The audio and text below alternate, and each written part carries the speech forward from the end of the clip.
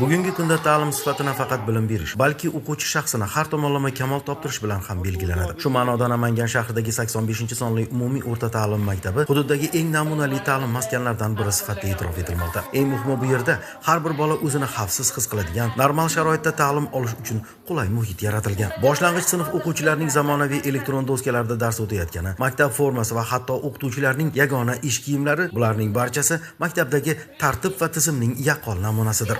Hozirgi kunda men vazir ustamasi, ya'ni 70% ustamani olib kelmoqdaman. Hozirgi oylik maoshim 1000 AQSh dollaridan ziyodroq va buning tag zamirida albatta juda katta mehnat yotadi.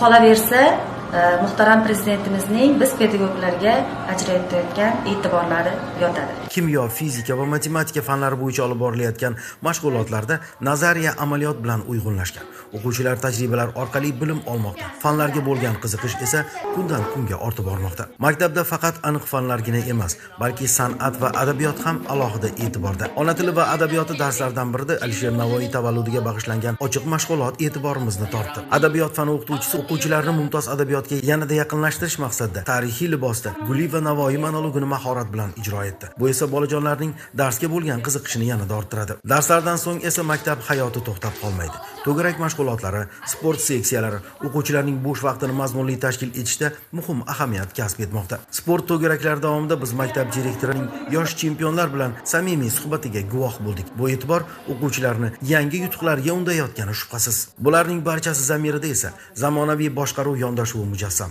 Zero Olima Badalboyeva 2025-yilda menejerlik sertifikatini qo'lga kiritib, ta'lim muassasasini zamon talablari asosida boshqarish tajribasini amalda qo'llamoqda.